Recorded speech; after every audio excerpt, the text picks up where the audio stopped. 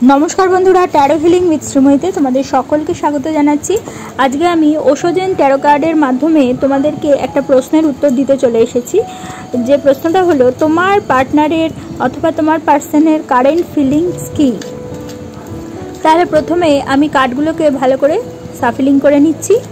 एरपरे आमी तीनटे कार्ड राखबो बा तुलबो। তোমরা যে যেই কার্ডটা সিলেক্ট করবে তার বেসিসে অ্যানসার পাবে। First card, second card, third card.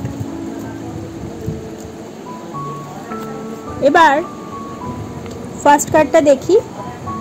First কার্ডটা হচ্ছে প্রজেকশন কার্ড। সেকেন্ড কার্ডটা পরে তুলছি, আগে ফার্স্ট যারা সিলেক্ট করেছো সেটা বলে নিই। তোমার পার্সন সাধারণত তার চারপাশের বিশ্বে তার নিজস্ব চিন্তাভাবনা, আকাঙ্ক্ষা, ভয় এবং প্রত্যাশাগুলিকে প্রজেক্ট করার জন্য চেষ্টা করে চলেছে।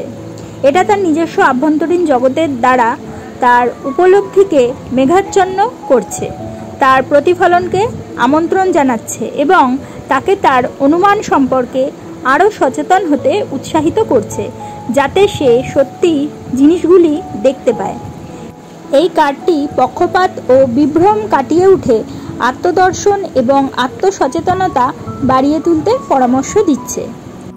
এরপর সেকেন্ড কার্ডটা যে সিলেক্ট করেছো তাদের জন্য এটার নাম হচ্ছে পেশেন্স।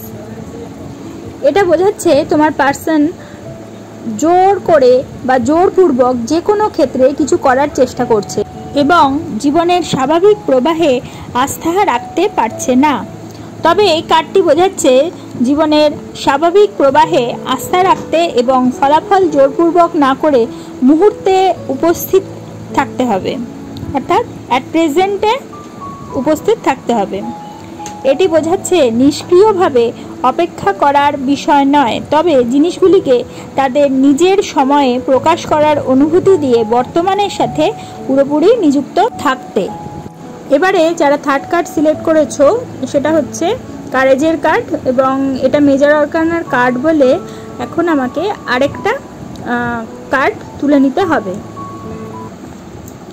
এখন যে কার্ডটা উঠলো সেটা হচ্ছে দ্য বার্ডেন।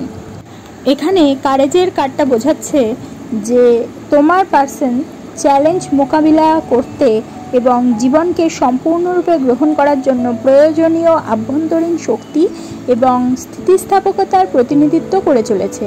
এটি তাকে আত্মবিশ্বাস এবং সংকল্পের সাথে তার ভয় এবং সন্দেহের মোকাবিলা করতে উৎসাহিত করছে।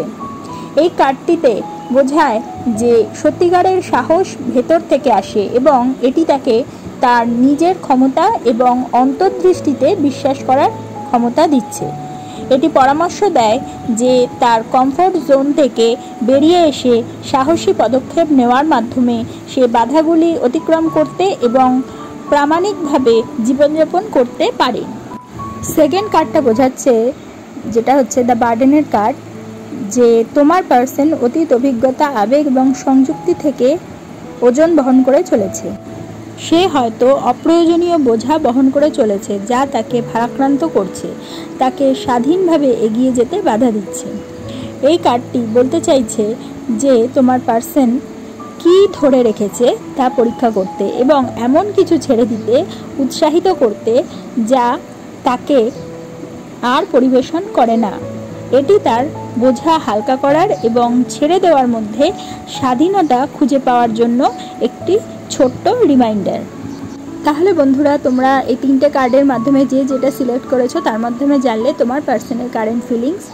যদি তোমাদের আমার এই ভিডিওটা ভালো লাগে তাহলে অবশ্যই একটা লাইক করে দিও, তোমাদের পরিচিতদের মধ্যে শেয়ার করে তাদের জানার সুযোগ করে দিও এবং যারা এখনও পর্যন্ত আমার চ্যানেলটা সাবস্ক্রাইব করোনি অবশ্যই সাবস্ক্রাইব করে দিও এবং পাশে থাকা বেল আইকনটি প্রেস করতে কিন্তু ভুলো না। তাহলে প্রত্যেকে ভালো থাকো, প্রত্যেককে ভালো রেখো। পরবর্তী ভিডিওতে আবার চলে আসবো, ততক্ষণের জন্য সকলকে ধন্যবাদ। নমস্কার।